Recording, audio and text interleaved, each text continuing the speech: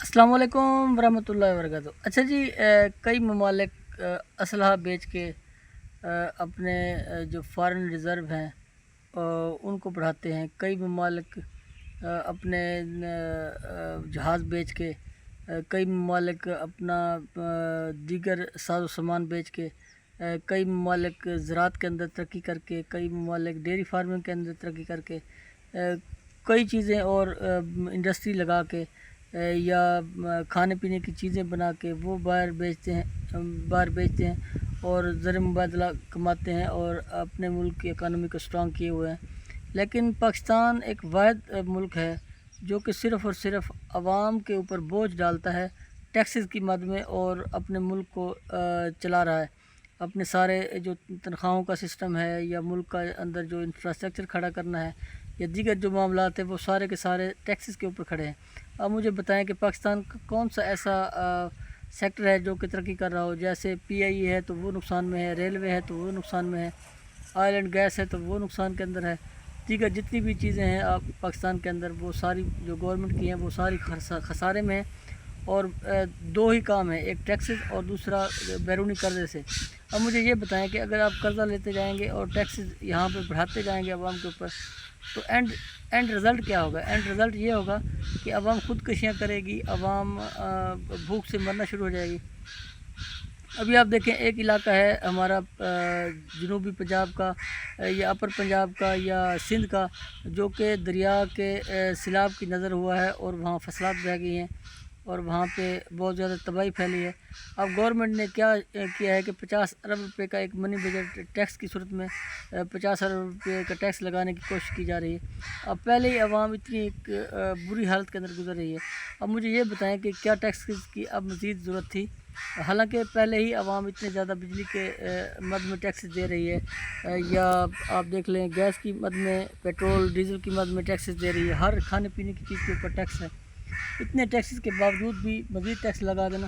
میں سمجھتا ہوں کہ سراسر ناانصافی ہے۔ تو اس حوالے سے گورنمنٹ کو دیکھنا چاہیے کہ گورنمنٹ کو کچھ اور ذرائع اختیار کرنے چاہیے، جس طرح دیگر ممالک کوئی بہتر لائے عمل اختیار کر کے، جس طرح چائنا ہے، پوری دنیا کے اندر مختلف چیزیں ایکسپورٹ کرتا ہے، مختلف چیزیں بنا کے بھیجتا ہے، ہر چیز وہاں سے نکل کر الیکٹرانکس آ جاتا ہے، یا وہاں پہ آپ جنگی ساز و سامان ہے، طیارے وہ بیچتا ہے، دیگر چیزیں ہیں، یعنی ضرورت کی ہر چیز وہ پوری دنیا کے اندر ایکسپورٹ کرتا ہے، امپورٹ کرتا ہے۔ اور آپ دیکھیں کہ وہ اس وقت کتنا ایک سٹرانگ ہو چکا ہے، اس کے پاس زر مبادلہ کے کتنے ذخائر ہیں، اس کی کرنسی کتنی سٹرانگ ہے، وہاں پہ رہنے والے لوگ کتنے خوشحال ہیں۔ لیکن پاکستان کے اندر صرف دو ہی کاموں سے کام چلایا جا رہا ہے، ایک بیرونی قرضے پہ، کبھی آئی ایم ایف سے لے لینا ہے، کبھی ہمسائے ممالک سے قرضہ لے لینا ہے، یا کبھی کہیں سے قرضہ لے لینا ہے، ایشیا ترقیاتی بینک سے یا ورلڈ بینک سے، تو قرضہ لے لینا ہے۔ باقی اس قرضے کی قسطیں اتارنے کے حوالے سے یا اس کا سود ادا کرنے کے لیے عوام کے اوپر مزید ٹیکس لگا دیے جاتے ہیں۔ تو میں سمجھتا ہوں پاکستان کو بھی کوئی ایسا لائے عمل اختیار کرنا پڑے گا کہ عوام کو زیادہ سے زیادہ ریلیف دینے کی طرف جانا ہوگا۔ اگر آپ عوام کو ریلیف نہیں دیں گے، اگر آپ عوام کے اوپر اسی طرح سے ٹیکس کا بوجھ ڈالا جاتا رہے گا، تو کب تک عوام پے کرے گی؟ ایک دن ایسا آئے گا کہ عوام کی بس ہو جائے گی، اور بس ہو چکی ہے۔ آپ دیکھیں کہ اس وقت لوگ بل پے نہیں کر پا رہے، اس وقت میجورٹی لوگوں کے میٹر کنیکشن کٹ چکے ہیں، لوگوں کے گیس کنیکشن کٹتے جا رہے ہیں کیونکہ لوگ بل پے ہی نہیں کر پا رہے، بل اتنے زیادہ آ رہے ہیں۔ ایک تو وابٹا انہوں نے جو چھوڑا ہوا ہے، وہ 200 یونٹ والا انہوں نے جو فارمولہ اپنایا ہوا ہے، وہ ایک مہینے میں 1.5 مہینے کی ریڈنگ ڈال دیتے ہیں، اور 200 یونٹ کراس کرا کے، اور پھر 6 مہینے مسلسل اگر جتنی بھی بچت کوئی کر لے،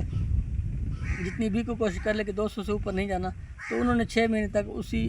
سلیب کے اندر لوگوں کو رکھا ہوا ہے۔ تو میں سمجھتا ہوں کہ بہت ہی زیادہ ظلم اور زیادتی ہو رہی ہے۔ اس حوالے سے پاکستانی عوام وہ